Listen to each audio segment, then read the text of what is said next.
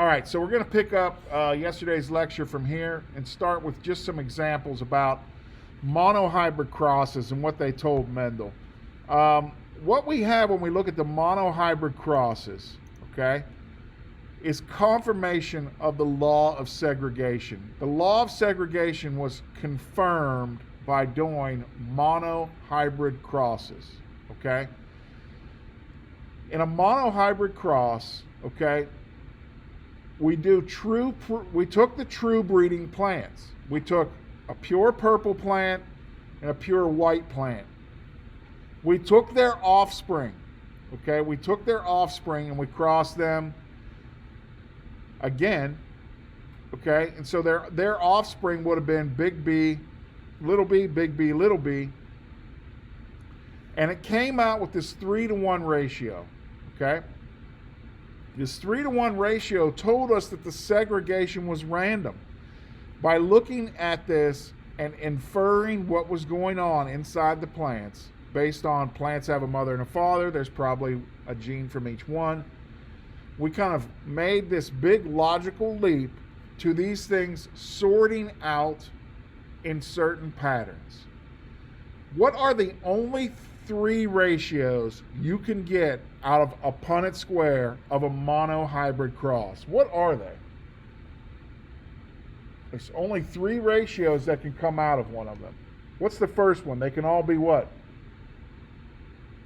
They can all be the same, so we can get 100%. Okay, so we can get 100%. 100% purple or 100% white. Okay, so another way to write that might be 0 to 1 or 1 to 0. What's another ratio you can get out of them? 50-50. You can get 1/2 white and you can get 1/2 purple. And the only other ratio that is mathematically possible are 3-to-1s. Okay? You should start picking up on the patterns that make 1-to-1s, 100s, and 3-to-1s. What's the only way to get a 3-to-1? Big B times little b. Okay? So watch out for the 3-to-1 pattern, watch out for the 1-to-1 pattern, watch out for the 100% this way or 100% that way. This one can happen in different ways depending on if you're dealing with recessive or dominant. Just make sure you know the ways that can happen. All right. Let's go to the next slide here. So what we're saying here and with this law of independent assortment is that the traits are not inherited together. Okay? What that means is if the plant is tall, tall will also make the seeds yellow. That did not happen in peas, which he got very lucky, because there are some traits that are inherited together. So when you look at any 2 traits or all of them at the same time, they sort out independently. Okay? There are exceptions to that.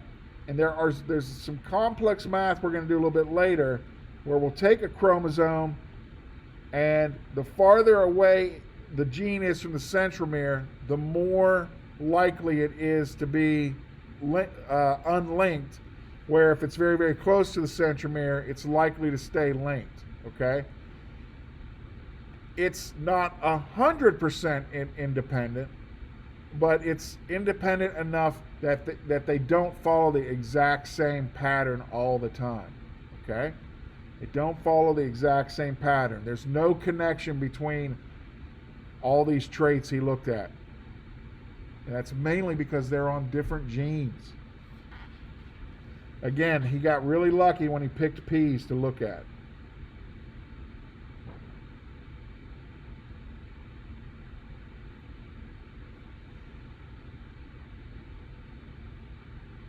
So what I just said is right there in that second bullet. This law only applies to genes that are located on different chromosomes or very far apart on the same chromosome.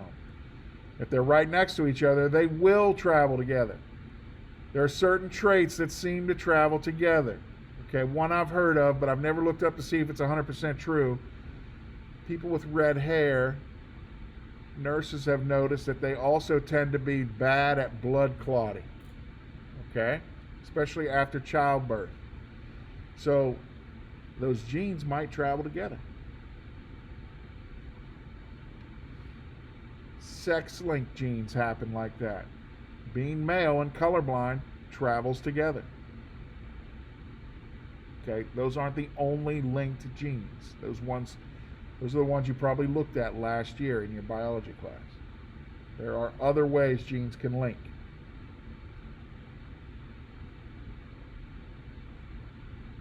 Okay, I just made you do a dihybrid cross in the warm-up today, and it was a little bit harder, but we're going to look at some ways that it can happen here.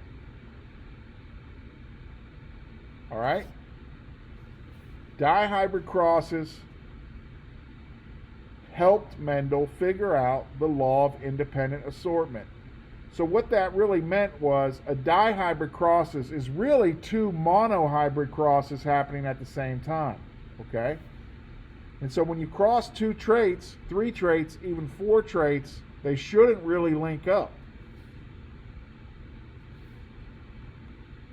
And so in our example right here, if we took all homozygous dominant and crossed it with all heterozygous recessive, all of them would be heterozygous. So you take homo dominant times homo recessive and you get all heteros, okay, for both traits. Now you can do that with two little Punnett squares, or you can do it with one big one. You'll still get the same results. Still get the same results.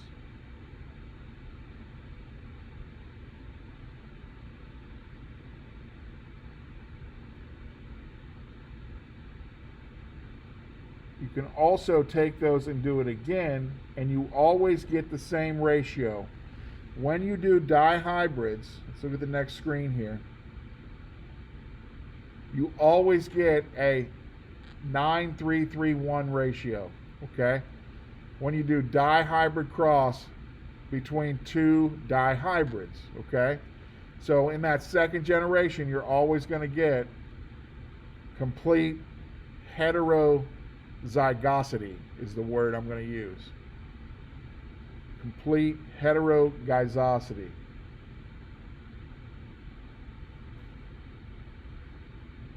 All right.